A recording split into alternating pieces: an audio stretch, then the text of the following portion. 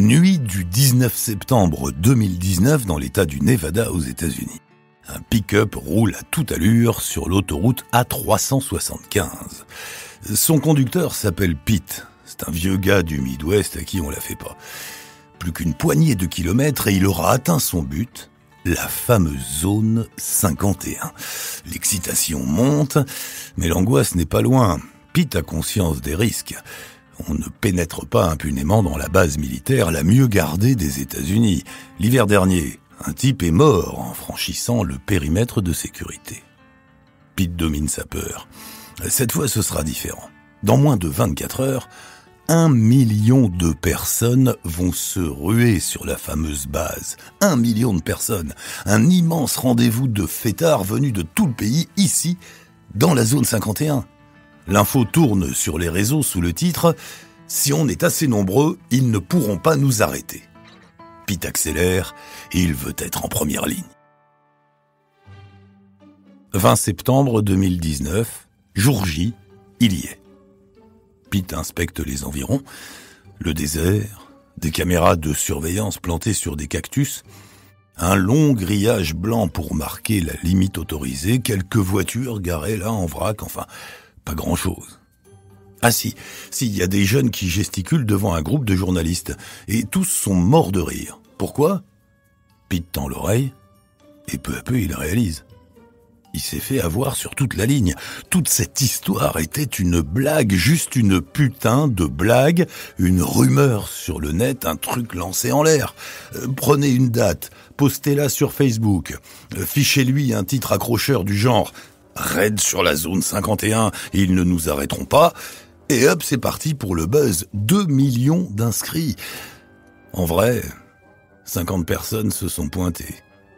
Mais finalement, quelle importance si ça cartonne sur le net. Eh oui, une fois de plus, la légende de Roswell, le mystère de la zone 51 a fonctionné.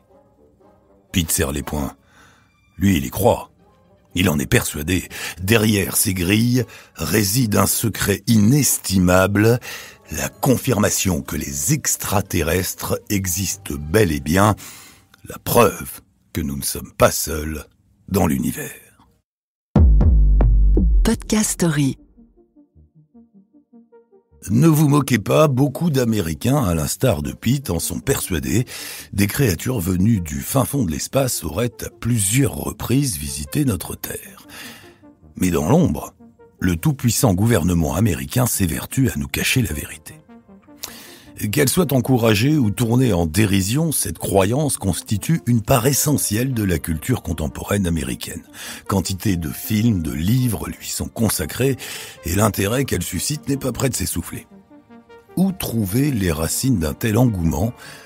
À Roswell, bien sûr. C'est ici, dans cette bourgade de l'Amérique profonde, que débute toute notre histoire. Plantons le décor. Nous sommes en 1947, après la Seconde Guerre mondiale. Les États-Unis sont au sommet de leur puissance, mais pour combien de temps encore ? Chacun le sait, un jour ou l'autre, l'Union soviétique possédera aussi sa bombe atomique. Et que se passera-t-il lorsque les Russes auront à leur tour le pouvoir d'atomiser le monde ? Parallèlement à cette angoisse sourde, naît une autre crainte. Des extraterrestres nous observent. Les Américains scrutent les cieux. La mode est aux ovnis. D'étranges phénomènes se produisent. On voit des lueurs inexplicables dans la nuit étoilée, des objets filant à une vitesse indescriptible. Pour la première fois, on parle de soucoupes volantes. Elles apparaissent en Arizona, dans l'Idaho, au Nevada. C'est une épidémie. Au Pentagone, le bureau de la défense croule sous des liasses de courriers angoissés. 4 juillet 1947, État du Nouveau-Mexique, un petit coin perdu dans le comté de Corona. William McBrazel, fermier de son état, mène ses bêtes au champ. Au sol, des éclats lumineux captent son attention. William s'approche. Ce sont des fragments de métal, éparpillés aux 4 coins de sa parcelle. Le fermier est intrigué. Comment diable ont-ils atterri ici ? Les résidus ont une drôle d'allure, d'aspect métallique certes, mais quoi exactement il ne saurait le dire. De retour chez lui, William fait part de sa découverte à ses proches et après concertation, il décide d'alerter le shérif local. Mais ce dernier siège à Roswell, pas la porte à côté. William n'ayant pas le téléphone, il devra prendre sa voiture pour s'y rendre. 2 jours plus tard, le 6 juillet, William se gare devant le bureau du shérif de Roswell. Le policier écoute son histoire et contacte la base militaire rattachée à la ville. Oui, l'endroit fait la fierté du comté. Il abrite des B-29, les bombardiers qui ont largué les bombes sur Nagasaki et Hiroshima. Les types qui y résident sont des professionnels. Autant leur confier l'enquête. Le terrain est bouclé le jour même. En dehors des forces armées, nul n'est autorisé à fouler les lieux. Les militaires ramassent les débris et les entreposent avec soin dans des camionnettes prévues à cet effet. Parmi les soldats, il y a un certain Jesse Marcel. Retenez bien son nom.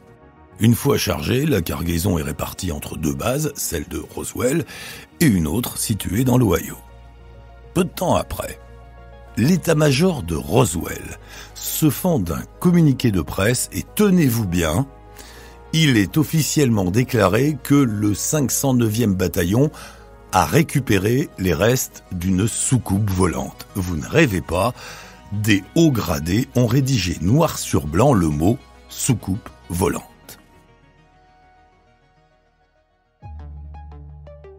8 juillet. La nouvelle fait la une du journal local, le Roswell Daily Record. À peine publiée, l'information se répand comme une traînée de poudre, le scoop du siècle.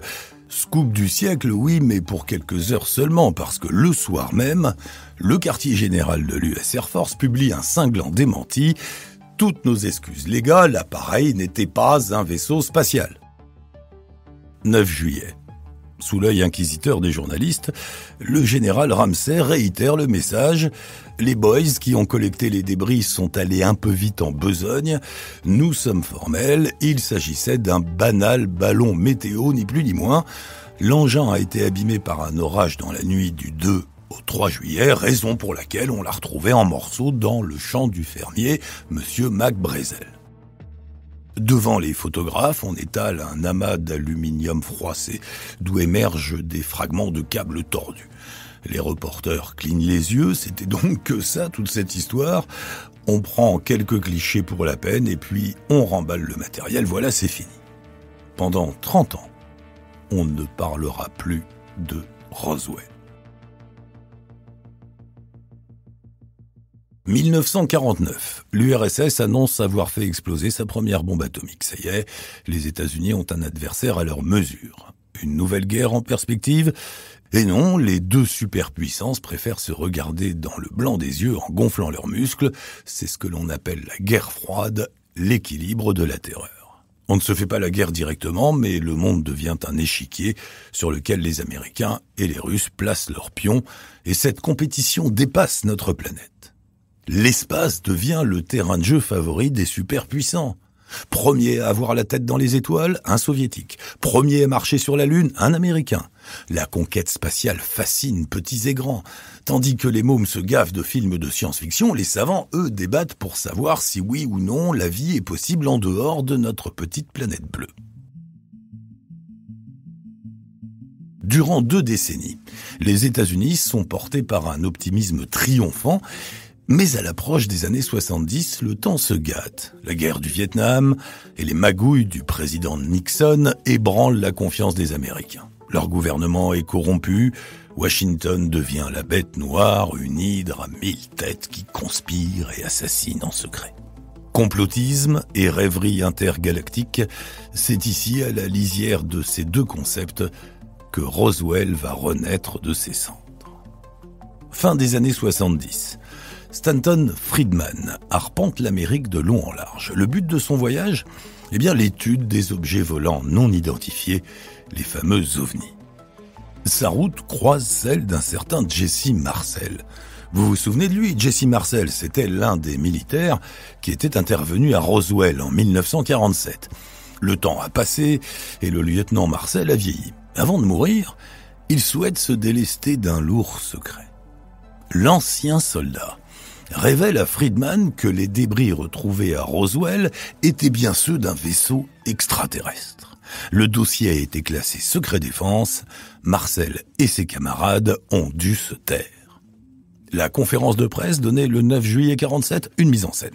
Les débris pris en photo, des faux. Marcel a ramassé, touché, manipulé les véritables matériaux. Rien à voir avec la ferraille qu'on a montrée aux journalistes.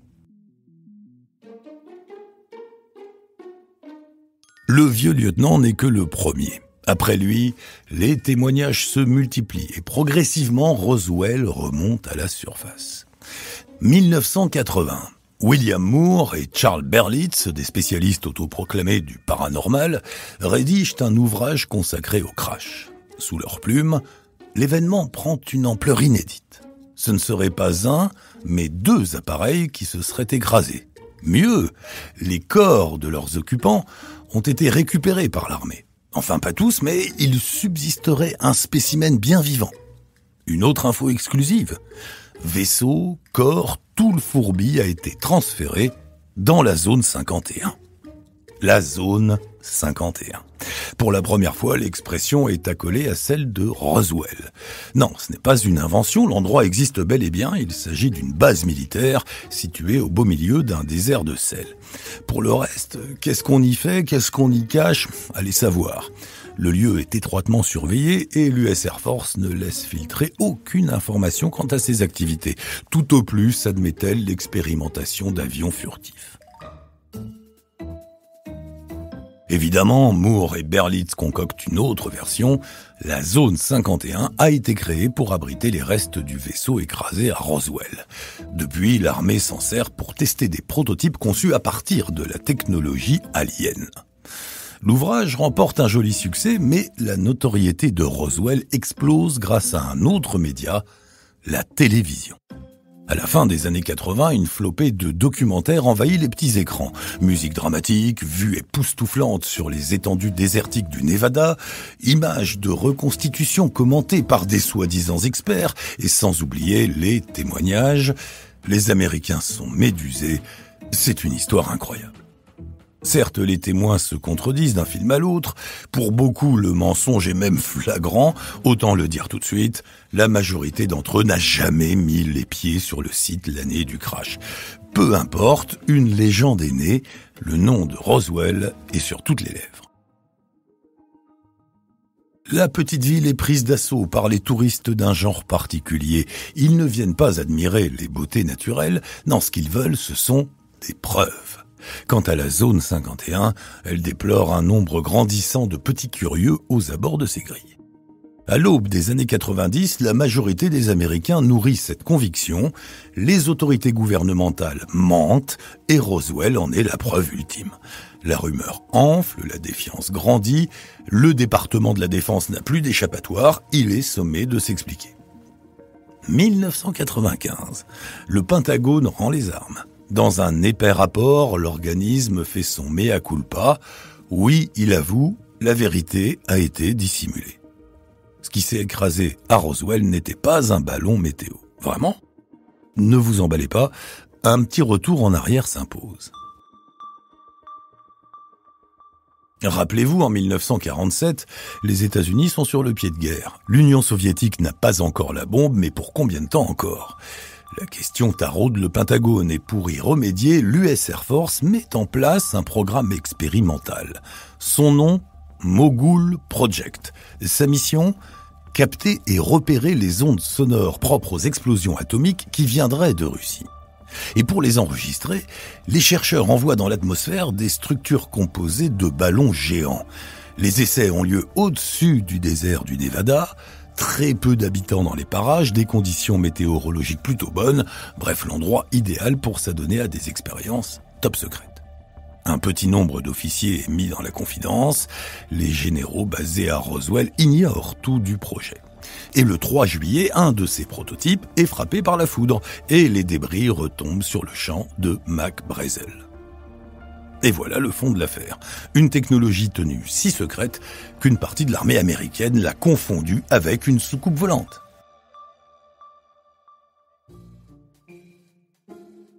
Vous le voyez venir, en plus d'être décevante, l'explication ne calme pas du tout les esprits, bien au contraire. Les plus échauffés y voient la confirmation de leurs soupçons. Si l'armée reconnaît qu'elle a menti, pourquoi se priverait-elle de le faire à nouveau ? Et par ailleurs, elle a sciemment ignoré certaines questions, pas un mot sur les corps. Et c'est reparti pour un tour. En 1997, l'US Air Force délivre un deuxième dossier. Et pour bien marquer le coup, cette fois on tamponne dessus « Case closed », affaire classée. Cette fois, le document prend en compte les corps retrouvés, enfin disons l'origine de cette théorie. Et quel est son compte-rendu ? Eh bien, dans les années 50, l'armée a éjecté à très haute altitude des mannequins à forme humaine. Le but de cette manœuvre, eh bien, c'était d'étudier l'impact du corps humain au sol. Oui, formulé de cette façon, je vous l'accorde, la chose paraît absurde. Les mordus du complot en profitent pour crier à la manipulation.